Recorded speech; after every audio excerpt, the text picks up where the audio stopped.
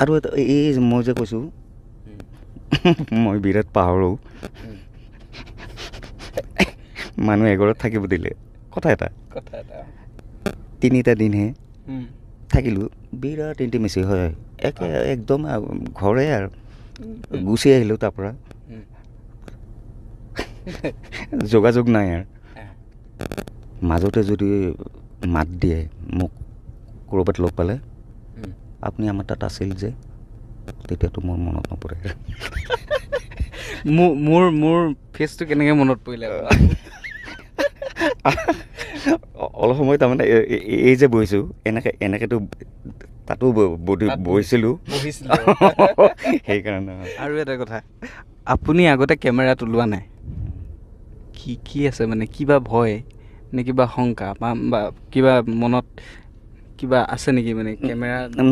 নহয় কথাটো কওঁ এতিয়া ষ্টেজত কাম কৰোঁ আমি হয় আমি 30 দিন সময় পাওঁ সংলাপবিলাক মুখস্থ কৰাৰ কাৰণে কেমেৰাটো লগে লগে দিয়ে মই লেট মই সদায় দেৰি মোক সময় লাগে অলপমান সেইকাৰণে মই নাযাওঁ মুখস্থ মোৰ অকণমান সময় লাগে তাৰমানে আৰু যদি চুটি সংলাপ হয় তেতিয়াহ'লে মই পাৰিম মানে এনেকুৱা হয় নেকি যে কেমেৰাত আপোনাৰ ভিডিঅ'টোত এডিট কৰিব নোৱাৰি মানে ভুলটো শুদ্ধ কৰিব নোৱাৰি পটককৈ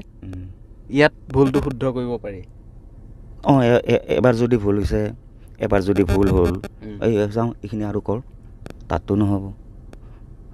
আৰু এটা কথা দেই আৰু এটা কথা কওঁ মই এতিয়া ৰিহাৰ্চেলত এইটো কৰ সেইটো কৰ নাটক যেতিয়া কৰিম আমি তাততো আৰু কেমেৰাত হয় কি জানো এইটো হোৱা নাই কাটিত নেক্সট কৰা ষ্টেজততো সেইটো নহ'ব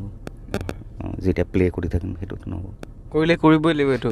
মিলাই হ'লেও ভুলে শুদ্ধে কৰিবই লাগিব ইয়াত আৰু হেৰি কৰা নাই সেইকাৰণে মই ভাবোঁ দেই স্ক্ৰীণতকৈ ষ্টেজ টান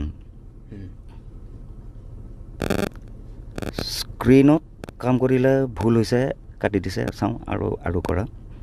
ষ্টেজত এবাৰে কৰিমতো মই তাত তোৰ কাটিটোৰ কথা নাথাকে না যি কৰিব লাগে এবাৰতে কৰিব লাগিব এনেই আৰু এটা কথা যে অভিনয় যিটো বস্তু যিটো ছাবজেক্ট এইটো এটা ছাবজেক্ট বুলিয়ে ক'ব লাগিব হয়নে নহয় এতিয়া অভিনয় জগতখনলৈ আহিবলৈ মানুহৰ কি লাগে আপোনাৰ মতে এতিয়া আপুনি যিহেতু অভিনয় কৰে হয়নে নহয় আপুনি এতিয়া এই নয়নতৰা আচলতে ছিনিয়ৰ আৰ্টিষ্ট বুলি ক'ব লাগিব হয়নে নহয় তো তেনে ক্ষেত্ৰত আপুনি কি বুলি ভাবে এজন অভিনেতা হ'বলৈ হ'লে কি থাকিব লাগিব মানে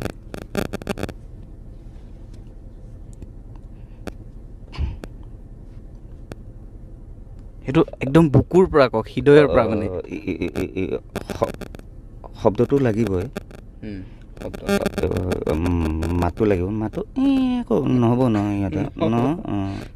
তাৰপিছত ইমিটেশ্যন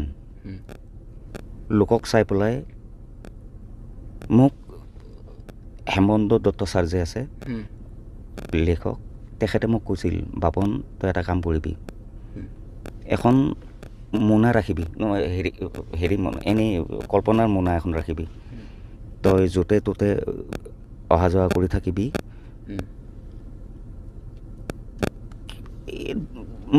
মানুহ এটা ভিক্ষাৰীয়ে কথা এটা ক'লোঁ মই এটা ভিক্ষা খুজি ফুৰিছে তই চাবি সি কি কৰে সেইটো ইমিটেশ্যন ভিক্ষা খুজিব যাওঁতে সি কেনেকৈ যাব মোনাত সোমাই থৈ দিবি এটা বিৰাট দাদাগিৰি কৰা ল'ৰা দেখা পাইছ মাস্তান কৰি ঘূৰি ফুৰে তই চাবি চাই পেলাই মোনাত সেইটো ইমিটেশ্যন মানে নকল ই এনেকৈ কৰে দেখোন ই এনেকুৱা কৰে সেইটো সোমাই থৈ দিলোঁ মোনাখনত নাটকত কেতিয়াবা দৰকাৰ হ'লে সেই বস্তুটো উলিয়াম আৰু তেনেকুৱা এজন অভিনেতাই কৈছিলে যে অভিনেতা হ'বলৈ হ'লে খুব পঢ়িব লাগে